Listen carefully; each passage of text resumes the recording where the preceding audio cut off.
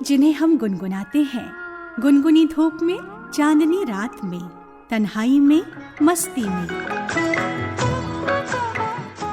मीठी यादों के साथ गीतों का सफर, जानी मानी हस्तियों के साथ गा मेरे मन गा।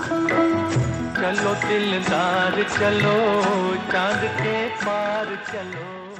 प्रोग्राम गा मेरे मन गा में हम इन दिनों बात कर रहे हैं पत्रकार राजेश बादल से, और आपके साथ हूँ मैं राजश्री। आप रेडियो में भी आकाशवाणी से जुड़े रहे हैं उद्घोषक के रूप में, तो वो जमाना कैसा था, कैसे काम किया करते थे? क्योंकि उस वक्त तो वो स्पूल और फेडर ऑन जी कंप्यूटर वगैरह नहीं होता था स्टूडियोज में। आप ठीक कह रही हैं। इन दिनों तो जो मुझे अक्सर लगा करता है आपके कार्यक्रम सुनते हुए, या जब कभी एफएम सुनता हूँ, तो अब कुछ ऐसे कुछ है कि सब कुछ कंप्यूटर के अंदर समा गया है। बिल्कुल। लेकिन हमारे दौर में मैं अगर याद करूं 76, 77 को, तो ऐसे नहीं था। हम लोग रिकॉर्ड निकलवाते थे लाइब्रेरी से, रिकॉर्ड तो लेके जाते थे, स्पूल बड़े वाले एलपी होते थे, एपी होते थे, और स्पूल होते थे जिनमें खासतौर पे भजन होते थे, या जो भी हम लोग कार्यक्रम रिकॉर्ड करते थे वो। तो वो जो मैं आपको बड़ा इंटरेस्टिंग किस्सा है वो, कि जैसे वो टर्न टेबल होती थी, उस पे 1 2 फिक्स करना पड़ता था, फिर वो स्पूल का निकाल के और वो उसको फिट करना होता था। तो कई बार अगर देर हो जाए तो इतना मुश्किल होती थी, और एकदम ब्लड प्रेशर हाई हो जाता था कि अब क्या होगा। तो एक गाना बजा रहे हैं, तब तक दूसरा देखा, दूसरा कर दिया, फिर तीसरा लगा रहे हैं। और इसमें इतना रच बस गया था मैं कि जब मैंने छतरपुर छोड़ा और इंदौर गया, अब तब तो रेडियो छूट गया था कुछ दिनों के लिए, और अखबार में जब मैं काम करता था तो कुछ दिनों बाद मुझे घबराहट होने लगी, और कई रातों को मुझे नींद नहीं आती थी। क्यों? चिंता ये थी कि यार मैंने रेडियो में जिस तरह से मैं ऑपरेट करता था वो फेडर ऑपरेशन भूल गया हूँ। इस तरफ टर्न टेबल होती थी या इस तरफ होती थी, इधर स्पूल वाले होते थे। तो मैं रेखा चित्र बना के कई बार मैं जो है कॉपी में लिखता था, बनाता था कि ये 1 2 3 ये है, 1 ये है, 2 ये है। उस तरह से याद कोई गलती हुई आपसे कि टर्न टेबल 45 पे बजाना है को और वो 35 पे बजाना? एक बार गलती हुई थी, और जिसके लिए मुझे एक्सप्लेनेशन देना पड़ा था। जो 2 मिनट पहले सिग्नेचर ट्यून हम लोग लगाते थे वो आकाशवाणी का, तो 78 RPM में होता था वो बड़ा। तो एक बार मैंने वो देखा नहीं और 45 पे प्ले कर दिया, फिर और उसके बाद वो केवल 12-13 सेकंड चला होगा कि ड्यूटी रूम से जो हमारे ड्यूटी ऑफिसर थे भागे एकदम आए, तुरंत आके उन्होंने जो है और जो डांट पिलाई मुझे। वो सुबह का वो जो हादसा था वो बिल्कुल याद आता रहा। तो वो एक चीज है जो कभी नहीं भूल सकता, रेडियो का जो अनुभव है। और दूरदर्शन में तो, टेलीविजन में जब आप समाचार पढ़ते होंगे तो आपने बताया कि किस तरह से याद करके बोलना होता। उस समय तो याद करना होता था। वहां भी कोई गलती कभी हुई? हाँ, एक आध बार कभी छुटपुट हुई, लेकिन चूंकि आपके सामने कागज तो होता ही था ना, गलतियां हुई लेकिन वो ऐसी नहीं थी कि। और अच्छा, वहां क्या होता था कि अगर हो भी गई, मान लीजिए कोई नाम गलत निकल गया तो माफ कीजिए, ये हो जाता था। लेकिन अब 78 RPM को कैसे आप माफ करने नहीं बोल सकते थे। तो वो जो गलती थी वो, या कभी कभी ऐसे होते थे कि अब नहीं देखा, कोई 33 का है, कोई 45 का है, वो रफी का गाना है, तो रफी साहब जो है वो एकदम फास्ट जा रहा है, 45 में बज रहे हैं, तो फिर वो वैसा हो गया। लेकिन 2-4 सेकंड के अंदर ठीक कर लेते थे। तो लेकिन फिर चिट्ठियां आती थी, दर्शक इतने संवेदनशील थे, आपने ये गलती की, और फिर अगले दिन जो मॉर्निंग मीटिंग होती थी तो उसमें जाना होता था। बिल्कुल। फिर तो आप कुछ ये गलती कैसे कर दी आप, कैसे कौन सा था अनाउंसर था उस समय तो 24 घंटे नहीं होता था ना आज की तरह। उस समय तो 3 सभाएं होती थी, सुबह 6:30 बजे से 9:30 बजे तक, दोपहर में 12:30 से लेके 2:40 तक होती थी, अगर मुझे ठीक याद है, और शाम को 5:30 बजे युवाणी के साथ शुरू होती थी तो 10:30 बजे तक, बाकी एकदम सन्नाटा रहता था। तो सुबह की सभा में हम लोगों को 5 बजे गाड़ी लेने आती थी, और 9:30 बजे हम लोग जब होते थे तो 10:30-11 बजे मीटिंग होती थी। उस मीटिंग में उस दिन आप पूरी चीरफाड़ होती थी कि आपने ये गलती की है आपने। अच्छा करते थे तो शाबाशी मिलती थी। मैंने कहा ना कि ये एक वो दौर था कि जब आपका मूल्यांकन होता था तो अच्छा लगता था। कभी ठीक ठाक सा अनाउंसमेंट हो जाए, कभी कोई प्रोग्राम बड़ा अच्छा हो जाए, या अब तो बहुत सारी विधाएं मुझे पता नहीं, अब मुझे नहीं सुनने में मिलती। संगीत रूपक होते थे, वो बंद हो गए, अब नहीं सुनाई देते संगीत रूपक। मैंने बहुत सारे संगीत रूपक बनाए। रेडियो सुनने का अब मौका मिलता है आपको? मैं आपको बताऊं, मेरी आंख लगती है तो रेडियो चल रहा होता है, और जब मैं खुलता हूं तो टीवी में FM सुनता हूं मैं। क्या बात है। तो रिमोट पे ही पहला जो मेरा काम होता है वो उठता बाद में हूँ बिस्तर से, पहले एफएम खुलता है। एक गीत आपकी पसंद का? आशा भोसले की आवाज एक नशीली आवाज है, लेकिन एक लोक धुन पर उनका एक बहुत पुराना गीत आया था, मेरा ख्याल है काला पानी का है, नजर लागी राजा तोरे बंगले पे। आप सुनिए, इसमें इतना बहुत बहुत प्यारा गीत जी, है, जी। बहुत ही सुंदर गीत है।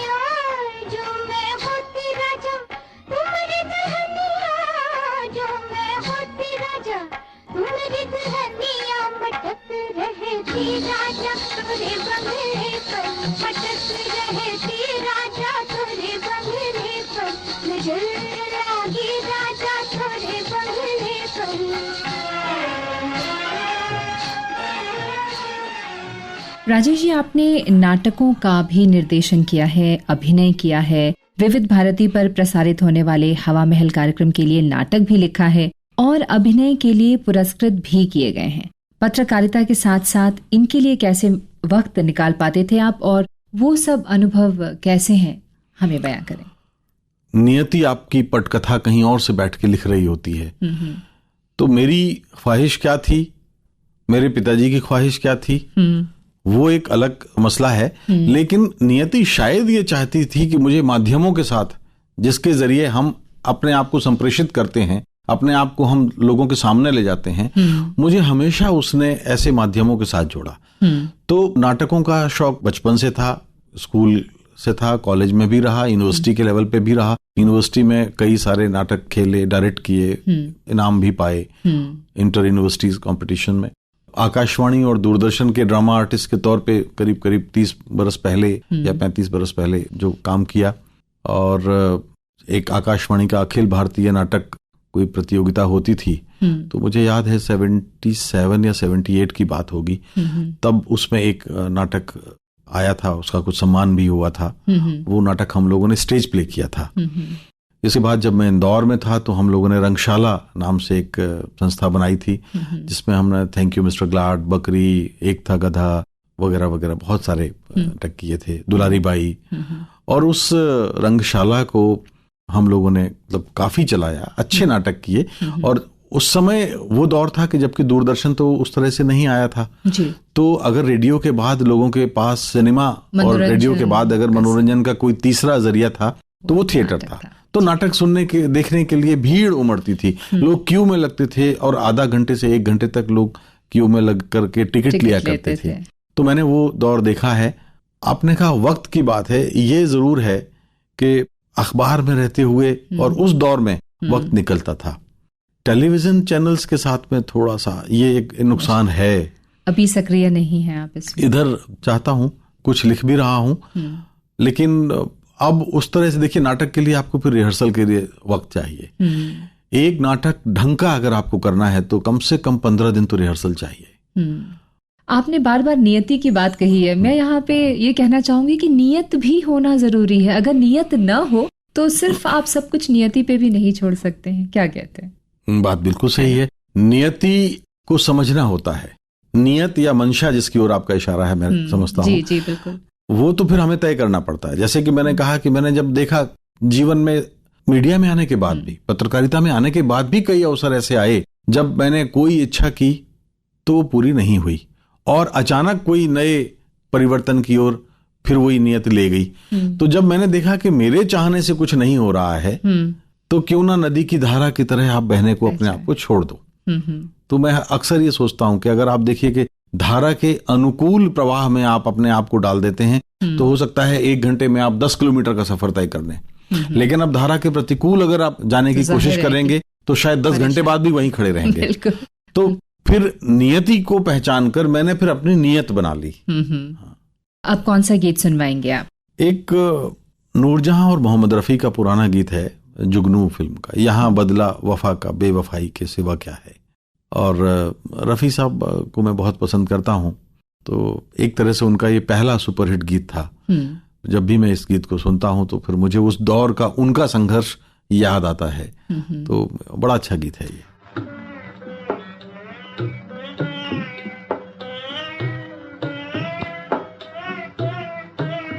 यहाँ बदला वफा का बेवफाई के सिवा क्या है। यहाँ बदला वफा का बेवफाई के सिवा क्या है। मोहब्बत करके भी देखा, मोहब्बत में भी धोखा है। कभी सुख है कभी दुख है, अभी क्या था अभी क्या है।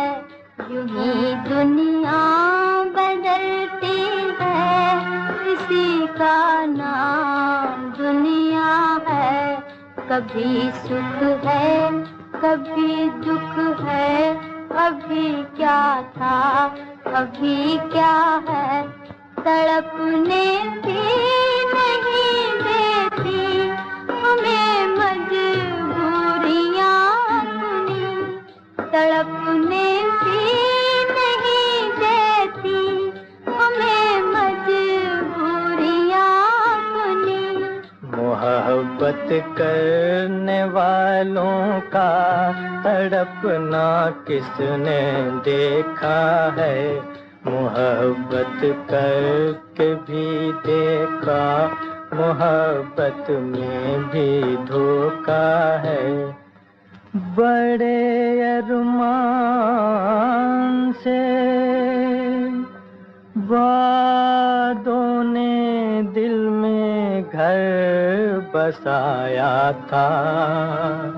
वो दिन जब याद आते हैं, कलेजा मुँह को आता है। यहाँ बदला वफा का बेवफाई के सिवा क्या है।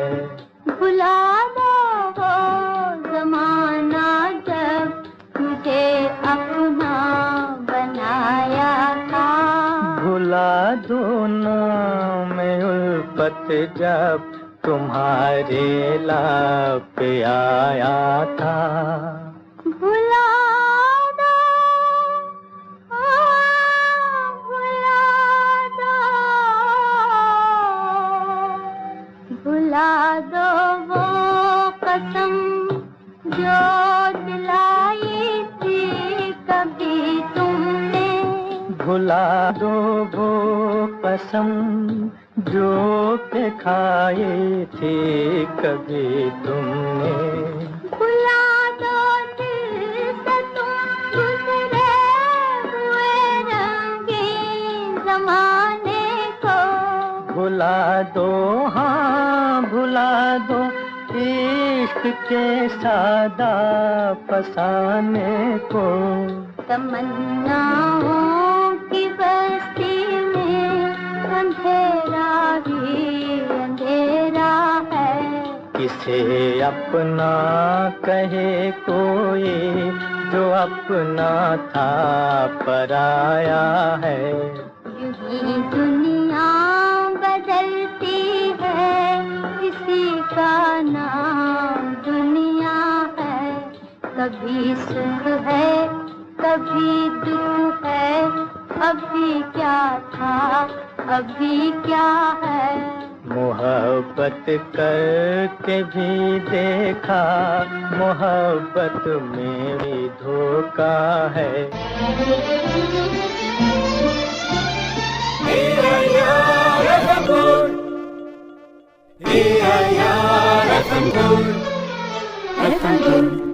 इस समय आप सुन रहे हैं पत्रकार राजेश बादल से हमारी बातचीत, कार्यक्रम गाँव मेरे मन का में।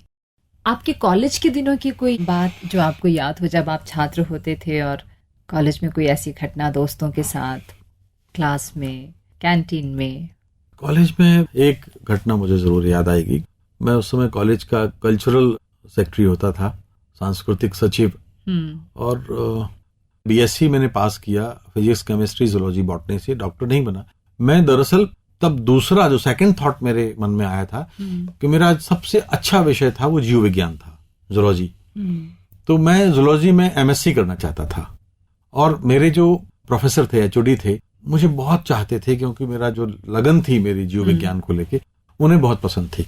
तो अनफॉर्चुनेटली क्या हुआ कि बीएससी के बाद मेरा केमिस्ट्री में मेरे नंबर इतने कम आए कि मैं वो सप्लीमेंट्री आ गई। मुझे यकीन था कि मैंने तो बहुत अच्छा पेपर दिया है, तो मैं सप्लीमेंट्री में बैठा, लेकिन मैंने रिवैल्यूएशन के लिए अप्लाई किया। तो रिवैल्यूएशन में तो मैं पास हो गया, सप्लीमेंट्री में फेल हो गया फिर। अच्छा। लेकिन उसका रिजल्ट आया दिसंबर जनवरी तक, तो मेरा वो एक साल बर्बाद हो गया। तो मेरे जो एचओडी थे उन्होंने मुझे इतनी इजाजत दी कि मैं एमएससी प्रीवियस यूं ही बिना एडमिशन के पढ़ता रहूं। जब मैंने पढ़ा, पूरे साल पढ़ाई की एमएससी प्रीवियस की, सोचा कि कोई बात नहीं, अगले साल एडमिशन लेंगे। अगले साल जब एडमिशन का वक्त आया तो एक दिन उनको दिल का दौरा पड़ा, और उस समय तो कॉलेज प्रोफेसर्स के पास भी साइकिलें होती थी। जो डॉक्टर था तो उस डॉक्टर ने घर आने से मना कर दिया, सरकारी अस्पताल के डॉक्टर ने। नतीजा ये कि वो पैदल चल के अस्पताल गए और वहां जाके उनका निधन हो गया दिल के दौरे से। जवान खून था। फिर हम लोगों ने काफी फिर पूरे कॉलेज को इकट्ठा किया, जुलूस निकाला और अस्पताल पे जाकर के एक तरह से आक्रमण कर दिया। जो डॉक्टर था उसको पिटाई की उसकी, जो जैसे होता है कॉलेज में। लेकिन वो मैंने कहा ना कि अब प्रोफेसर हरितवाल नहीं रहे, तो एमएससी करने का जो तीसरा एक और रास्ता जो मेरी चाहत थी वो भी पूरी नहीं हुई। और उसके बाद फिर मैंने एमए किया था हिस्ट्री में। तो वो घटना है कि कभी कभी मुझे लगता है कि ऐसे बदलाव आते हैं जीवन में। वो लंबा आंदोलन था, कई दिन तक आंदोलन चला, पुलिस में केस बना, चलता रहा। तो वो एक अच्छा याद है ऐसी। आपकी पसंद का एक गीत सुनते हैं। एक मुबारक बेगम का दौर था, और उस दौर में उन्होंने गाने तो कम गाए, लेकिन एक गीत है जो आज भी इतने वर्षों के बाद कभी तन्हाइयों में हमारी याद आएगी।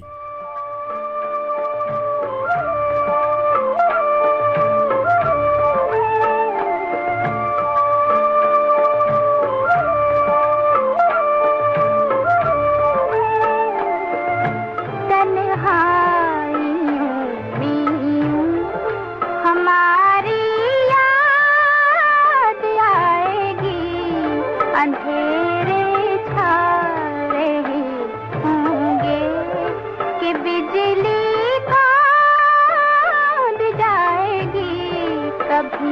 तन्हाइयों में।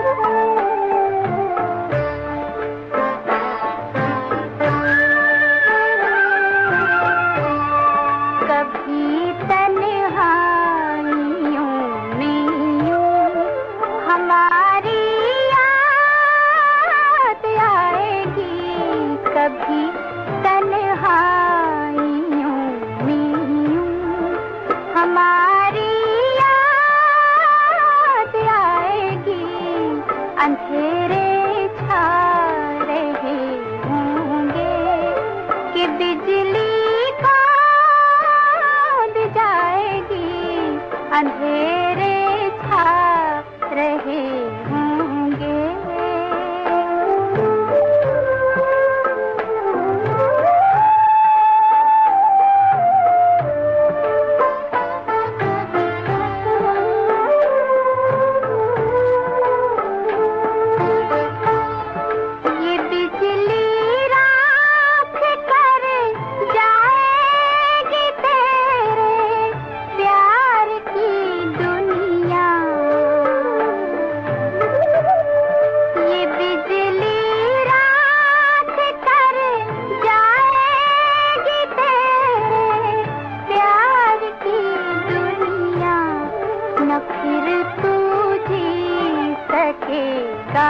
और न तुझको मौत आएगी कभी तन्हाइयों में, हमारी याद आएगी, अंधेरे छा रहे होंगे कि बिजली कौंध जाएगी कभी